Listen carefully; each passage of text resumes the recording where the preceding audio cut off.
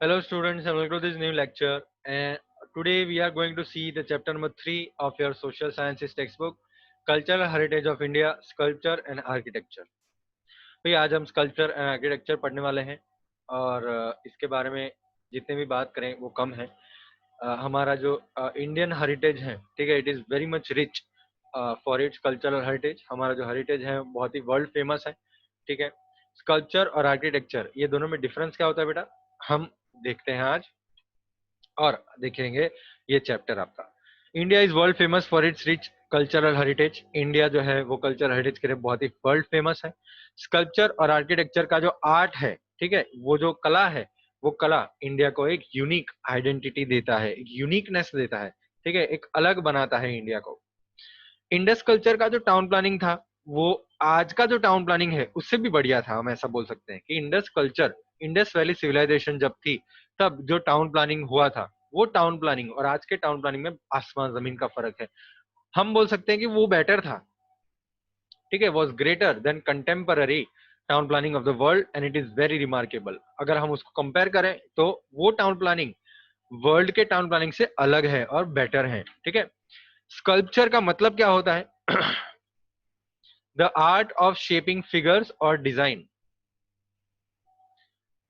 देखिए, the art of shaping figures और design with facial expression in round और in relief, professionally perform by a sculptor with the help of chisel and hammer, is known as sculpture. यहाँ पे एक छोटी सी text book error है, spelling mistake error है। यहाँ पे जो स्कल्प्टर लिखा है उसकी जगह पे आप लिख दीजिए स्कल्प्टर। ओके, यहाँ पे जो एक छोटी सी मिस्टेक है ना, इसको आप सुधार दीजिए, ठीक है।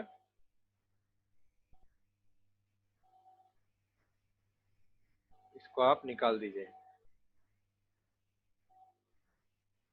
करेक्ट कर दीजिएगा। The art of shaping figures और डिजाइन। भाई फिगर्स और डिजाइन को शेप करना, उसका जो आर्ट है जिसमें आप फेशियल एक्सप्रेशन भी लगाते हैं, फेशियल एक्सप्रेशन मतलब मूर्तियां बनाते हैं, स्कल्पचर बनाते हैं, उसको हम बोलते हैं स्कल्पचर बनाना। और वो कैसे बनता है बेटा? With the help of hammer and chisel. Hammer और चिजल की मदद से बनता है स्कल्पचर, ठीक है। ओके, चलिए क्लियर करते हैं इसको। तो ये आपको याद रखना है कि भाई फिगर्स और डिजाइन का जो शेप है बनाना, मूर्ति बनाना, ठीक है, उसको हम बोलते हैं स्कल्पचर। और वो किससे बनता है? चिजल और हैमर से, हथौड़ी से और हैमर से बनता है। छोटी छोटी ठोक ठोक के बनाते हैं ना वो जो स्कल्पटर होते हैं, आर्ट कलाकार होते हैं, वो बनाते हैं स्कल्पचर। ओके, अब देखते हैं आर्किटेक्चर क्या होता है। भाई आर्किटेक्चर मतलब आर्ट ऑफ कंस्ट्रक्शन, कंस्ट्रक्शन करने का आर्ट, उसको हम बोलते हैं आर्किटेक्चर। वास्तु वर्ड जो है वो संस्कृत लैंग्वेज से लिया गया है, जिसका मतलब आर्किटेक्चर हम बोलते हैं। वो बहुत ही फेमस है वास्तु, ठीक है। देखो, आर्किटेक्चर में क्या कंस्ट्रक्ट किया जाता है? बिल्डिंग्स कंस्ट्रक्ट किए जाते हैं, houses, towns, wells, forts, minarets, temples, mosque, tombs, ये सारी चीजें जब कंस्ट्रक्ट की जाती हैं, ठीक है, उसको हम बोलते हैं आर्किटेक्चर। उसकी डिजाइन आपको ध्यान में रखनी है, ठीक है। उसका जो डायरेक्शन होता है वो भी ध्यान में रखना पड़ता है। ये जो स्किल है आर्किटेक्चर का, ठीक है, वो आर्किटेक्ट में दिखता है। अगर आप बड़े होके आर्किटेक्ट बनने वाले हैं या आर्किटेक्चर में जाना चाहते हैं तो आप जा सकते हैं, कंस्ट्रक्शन में जा सकते हैं। आर्किटेक्चरल इंजीनियर्स होते हैं जो, तो वो आर्किटेक्ट होते हैं। वो कैसा घर बनता है, कैसे बिल्डिंग्स बनते हैं, कैसे फोर्ट्स बनते हैं, टाउन्स कैसे बनते हैं, ये सारी चीजें उनको पता होती है। तो आर्किटेक्चर में आप जाएं तो आपको पता चलेगा आर्किटेक्चर क्या होगा।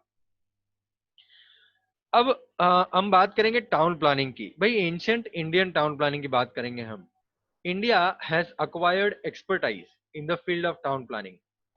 Many such towns have been found out during archaeological excavation work. भाई इंडिया जो है वो टाउन प्लानिंग में एक्सपर्ट माना जाता है, ठीक है, एक्सपर्ट बन गया है वो। ऐसे कई टाउन्स जब एक्सकेवेशन वर्क किया गया, एक्सकेवेशन मतलब खोदकाम किया गया, जो पुराने पुराने बिल्डिंग्स जहाँ पे थी उसका प्रॉपर खोदकाम किया गया, तो उसमें से हमको देखने को मिलता है। पहले के जमाने में टाउन्स जो थे वो 3 सेक्शंस में डिवाइड थे, 3 अलग अलग अलग अलग सेक्शंस में डिवाइड थे। फर्स्ट था फोर्ट ऑफ रूलर्स, जहां पे राजा महाराजा रहते थे, ठीक है। किले, किला हम बोलते हैं गुजराती में उसको। तो फोर्ट ऑफ रूलर्स पहला पार्ट था। सेकेंड पार्ट था अपर पार्ट ऑफ द टाउन, और थर्ड पार्ट था lower part of the town. तो सबसे ऊपर जो थे, सबसे हाइट पे राजा रहते थे, फिर अपर पार्ट ऑफ द टाउन, और फिर lower part of the town.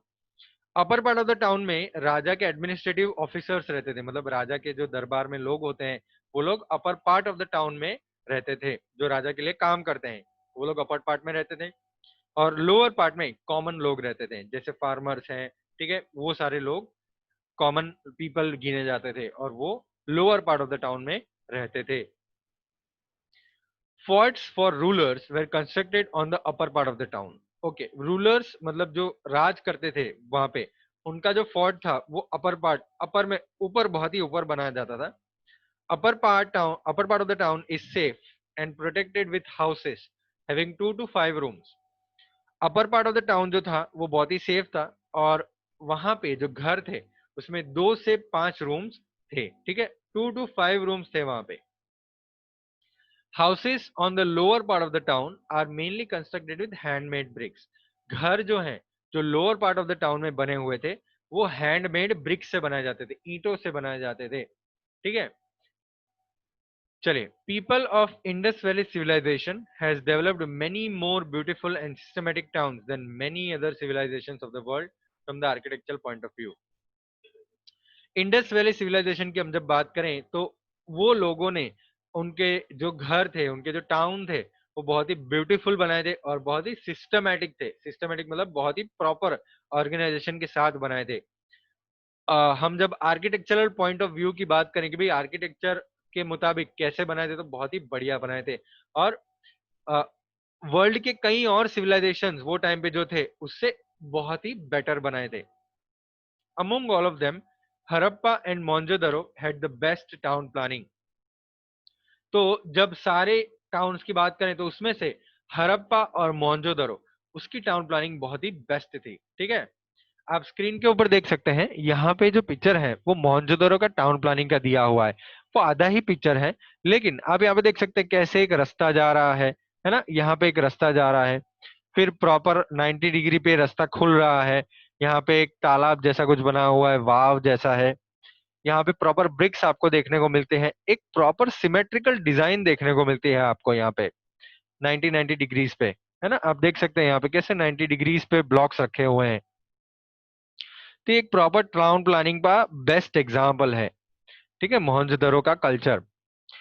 चलिए मोहनजोदड़ो में थोड़ा डिटेल बात करते हैं। इन 1922 में दो आर्कियोलॉजिस्ट थे, रखलदास बनर्जी और दयाराम साहनी, ठीक है।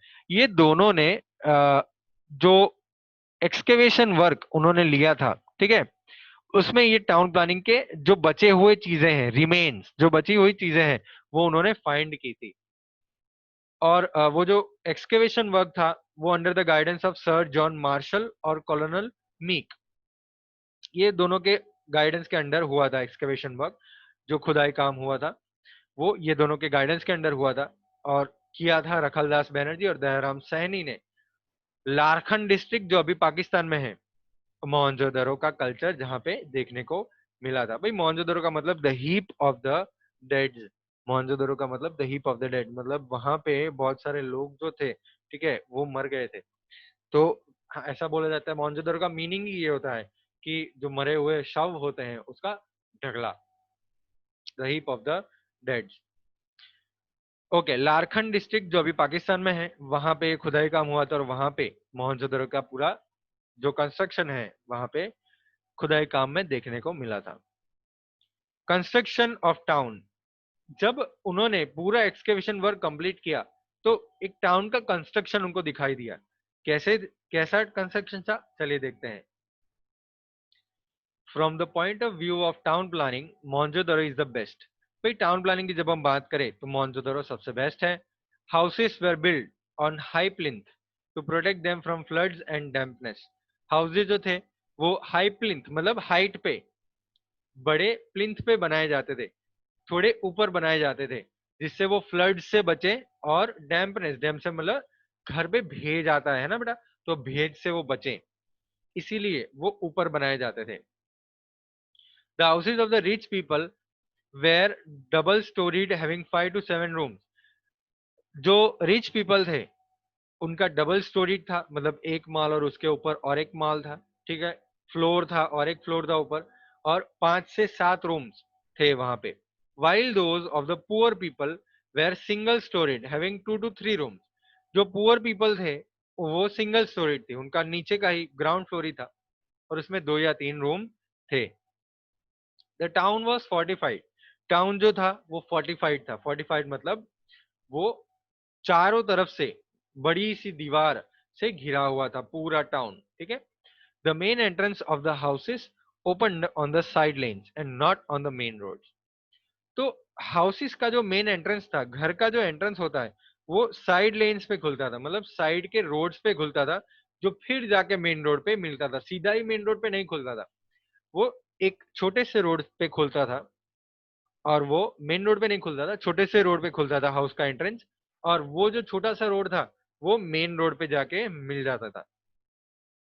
Remains of the storehouse, kitchen and bathroom were found in every house।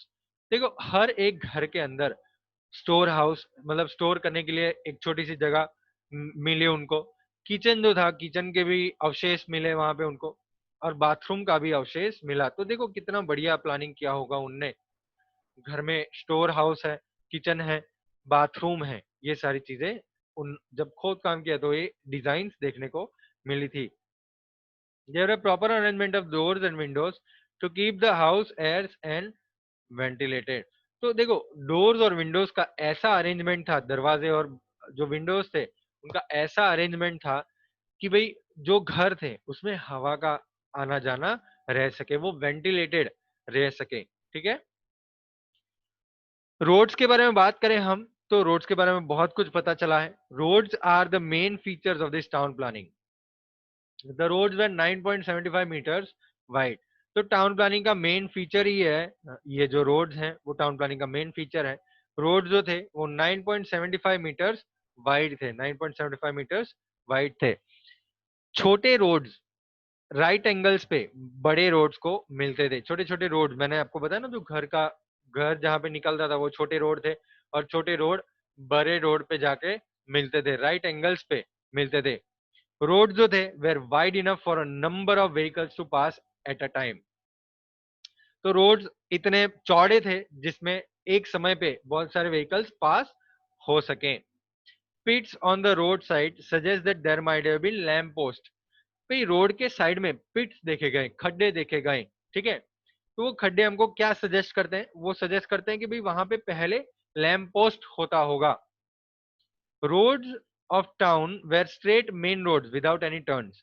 भाई टाउन के जो भी रोड्स थे वो स्ट्रेट थे, ठीक है, टर्न्स नहीं थे, मुड़ने वाले रोड नहीं थे, सब राइट एंगल पे मिलते थे। This is considered to be a speciality of ancient time. पुराने जमाने में ये स्पेशलिटी कंसिडर्ड की जा सकती है, अभी भी हम ये स्पेशलिटी कंसिडर करते हैं। देयर वर 2 मेन रोड्स, बड़े 2 मेन रोड्स थे। एक नॉर्थ से साउथ जाता था, एक नॉर्थ से साउथ जाता था, और एक ईस्ट से वेस्ट जाता था, ठीक है। एक नॉर्थ से साउथ जाता था और एक ईस्ट से वेस्ट जाता था। दोनों एक दूसरे को राइट एंगल पे मिलते थे। दोनों जब मिलते थे, एक रोड ऐसा था और एक रोड ऐसा था, तो दोनों मिलते थे राइट एंगल पे, ठीक है। ड्रेनेज सिस्टम की हम बात करें तो ड्रेनेज सिस्टम एक यूनिक फीचर है टाउन प्लानिंग का। ड्रेनेज सिस्टम मतलब जो गंदा पानी होता है उसको निकालने का सिस्टम। ऐसा ड्रेनेज सिस्टम पहले के जमाने में खाली एक ही जगह पे देखा गया था। एक आइलैंड था मेडिटेरेनियन सी में जिसका नाम था क्रीट, वहां पे ये ऐसा ड्रेनेज सिस्टम देखा गया था। ये सिस्टम जो था वो डर्टी वाटर को टाउन से बाहर फेंकने के लिए बनाया जाता था, ठीक है। हर एक घर में एक सेसपिट होता था। सेसपिट मतलब गंदा पानी जहां पे आप डाल दें और वो चला जाए, वो उसका एक खड्डा होता था। This planned, systematic and efficient drainage system clearly proves that they were very careful about their health and hygiene। तो ये जो प्लान्ड और सिस्टमेटिक सिस्टम है ड्रेनेज ड्रेनेज का, वो हमको जब पता चला तो हमको ये भी पता चला कि वो लोग कितना अपने हेल्थ का और अपने हाइजीन का, क्लीनलीनेस का ध्यान रखते होंगे। ठीक है। पब्लिक बाथ्स की हम बात करें तो एक बड़ा सा बाथ मोहनजोदड़ो में हमको जब खुदाई काम हुआ तब पता चला कि वहां से बड़ा सा बाथ था। There was an arrangement to put fresh water in and dirty water out. तो उसमें एक ऐसा अरेंजमेंट था जहाँ पे आप डर्टी वाटर निकाल सकते हैं और फ्रेश वाटर डाल सकते हैं। There might have been facility for hot water in small rooms for changing the clothes. तो वहां पे एक ऐसी भी फैसिलिटी होती होगी जहाँ पे गर्म पानी हो, या छोटे रूम्स जहाँ पे आप क्लोथ्स चेंज कर सके। ये जो पब्लिक बाथ्स हैं वो आप फेस्टिवल्स में या तो रिलीजियस सेरेमनीज में यूज करते होंगे। ठीक है। पब्लिक बिल्डिंग्स की हम बात करें, पब्लिक बिल्डिंग मतलब वो टाइम पे जो म्यूनसिपालिटी की बिल्डिंग्स होगी। The ruins of two huge buildings have been found at Mohenjodaro. भाई मोहनजोदड़ो में दो बड़ी सी बिल्डिंग के अवशेष हमको देखने को मिले हैं। They might have been used as a town hall और एज अ थिएटर और एन एडमिनिस्ट्रेटिव ऑफिस और अ ग्रेनरी।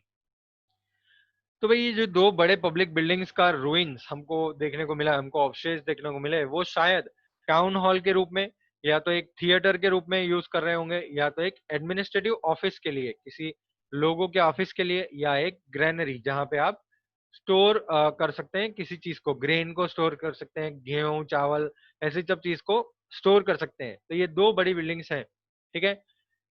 ये हम बोल सकते हैं कि टाउन हॉल के लिए यूज किया होगा, जहाँ पे सब लोग इकट्ठा होते हैं, कुछ अगर अनाउंसमेंट किया जाता है या ऐसा कुछ होता है तो। थिएटर की तरह ओपन थिएटर होता है जहाँ पे परफॉर्मेंस ड्रामा वामा होता होगा। एडमिनिस्ट्रेटिव ऑफिस और या तो ग्रेनरी के रूप में यूज होते होंगे। The barrack of such buildings was also found out. भाई ऐसे बिल्डिंग्स का बरैक्स भी फाउंड आउट किया गया था। बरैक्स मतलब जहाँ पे सोल्जर्स रहते हैं। This must have been used to accommodate soldiers. तो सोल्जर्स वहां पे रहते होंगे, ऐसे बिल्डिंग्स भी देखने को मिले थे। चलिए अब हम बात करते हैं हड़प्पा सिविलाइजेशन की। मोहनजोदड़ो की हमने बात की, अब हम हड़प्पा सिविलाइजेशन की बात करते हैं। भाई हड़प्पा सिविलाइजेशन वही जो एक्सकेवेशन हुआ था, ठीक है, ये मोहनजोदड़ो 1922 में मिला था, हड़प्पन सिविलाइजेशन 1921 में मिला था। दयाराम सैनी ने डिस्कवर किया था इंडियन सिविलाइजेशन, जो पंजाब में मोंटेगोमेरी जो सिविलाइज मोंटेगोमेरी जो डिस्ट्रिक्ट है हड़प्पा के नजदीक, वहां पे ऐसा सिविलाइजेशन का एक्सकेवेशन वर्क किया गया था और हड़प्पा सिविलाइजेशन के रिमेन्स अवशेष वहां पे मिले थे। The remains of Indus valley civilization were found from Ropar in Himalayan region, Alamgirpur at Meerut in Uttar Pradesh, Kalibangan in Rajasthan, Lothal at Dholka in Gujarat, Desalpur Shikarpur in Kutch, Dholavira Rangpur near Limbdi Saurashtra, Shrinathgarh near Gondal, Kuntasi near Morbi and Somnath. तो बहुत ही बड़ा हड़प्पन सिविलाइजेशन था भाई ये। वो पंजाब से लेके गुजरात तक फैला हुआ था। गुजरात, फिर वहां पे राजस्थान, उत्तर प्रदेश तक वो फैला हुआ था। ठीक है। बहुत ही बड़ा हड़प्पन सिविलाइजेशन था। मैं आपके स्क्रीन पे अभी एक मैप रखने वाला हूँ जहाँ पे आपको पता चलेगा कि हड़प्पन सिविलाइजेशन कितना बड़ा था। देखो आपके स्क्रीन पे ये मैप आ गया होगा जहाँ पे आप देख सकते हैं पूरा सिविलाइजेशन। ठीक है, इसको थोड़ा मैं मिनिमाइज करता हूँ जिससे आपको क्लियरली पता चलेगा। देखो ये हमारा इंडिया है, यहाँ पे गुजरात आप देख सकते हैं, यहाँ पे पूरा पंजाब वाला पाकिस्तान वाला एरिया देख सकते हैं। ये पूरा जो dark brown light brown colour का जो है वो पूरा हड़प्पन सिविलाइजेशन माना जाता है। ठीक है, हड़प्पा, मोहनजोदड़ो, ढोलावीरा, ये पूरा हड़प्पन सिविलाइजेशन है। ये बहुत ही बड़ा था। ठीक है, ये बहुत ही बड़ा सिविलाइजेशन था वो टाइम पे। चलिए वापिस आते हैं टेक्स्ट बुक पे। ओके, तो हड़प्पन सिविलाइजेशन की हम बात कर रहे थे।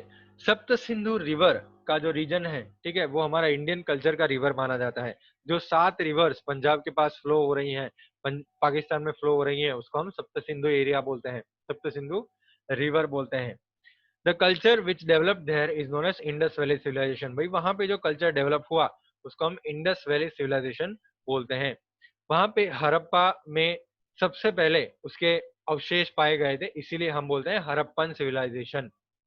कॉपर और स्टोन वेपन्स वहां से पाए गए हैं, इसीलिए हम बोलते हैं कि वो कॉपर स्टोन एज रहा होगा, कॉपर स्टोन एज रहा होगा। मतलब वो समय जब कॉपर और स्टोन लोग यूज कर रहे थे। हड़प्पन सिविलाइजेशन का टाउन प्लानिंग जो है वो बहुत ही सिस्टमेटिक है। वहां पे जो बड़े बड़े फोर्ट्स हैं, बड़े बड़े जो किले हैं और ग्रेनरीज मतलब स्टोर करने की जगह है वो रिमार्केबल है। लोग वो टाइम पे ऑर्नामेंट्स पहनना भी बहुत पसंद करते थे और उसके भी अवशेष हमको पाए गए हैं। ठीक है, अब हम बात करते हैं धोलावीरा की। धोलावीरा क्या है भैया, आपको पिक्चर के अंदर थोड़ा कुछ आइडिया आ जाएगा। धोलावीरा का रिमेन्स हमको देखने को मिला यहाँ पे। धोलावीरा जो है वो एंशियंट सिस्टमेटिक टाउन था जो हरप्पन सिविलाइजेशन के टाइम पे था। धोलावीरा विलेज जो भचाऊ डिस्ट्रिक्ट में है, कच्छ में, कच्छ भुज, ठीक है, भुज में है। तो खदीर बेट के पास है, वो 2 किलोमीटर दूर है भचाऊ तालुका में, जो 140 किलोमीटर फैला हुआ है।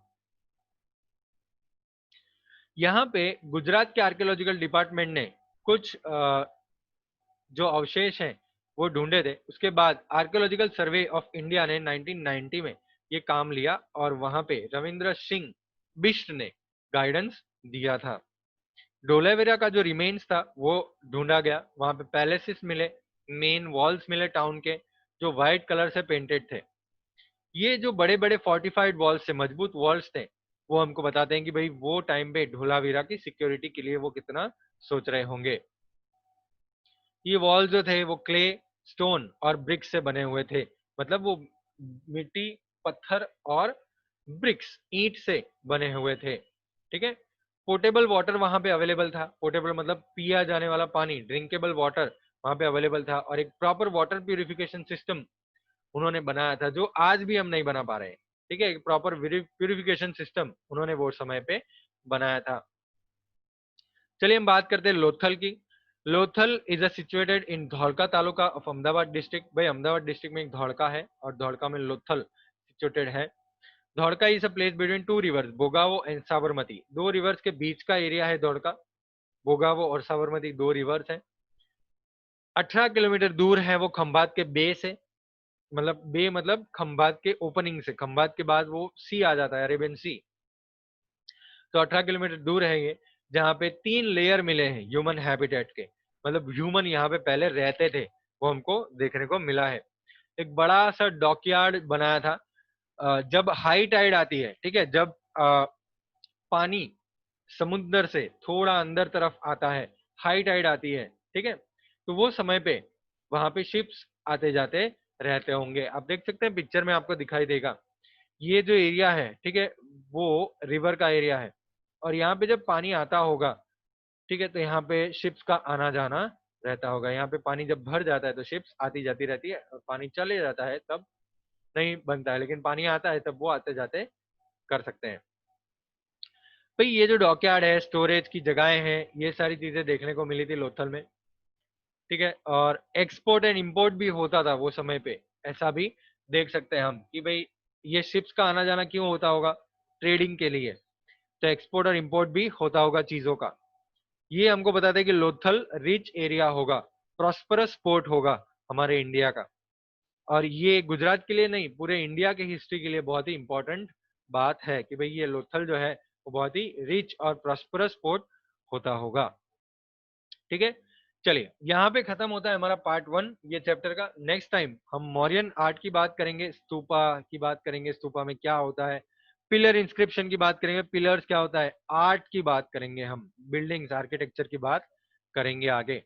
भाई आपका होमवर्क ये है कि एक बार आज जो हमने पढ़ा है वो आप एक बार रीड कर लीजिए। ठीक है, मिलेंगे हम अब नेक्स्ट लेक्चर में और बात करेंगे आगे। Bye bye.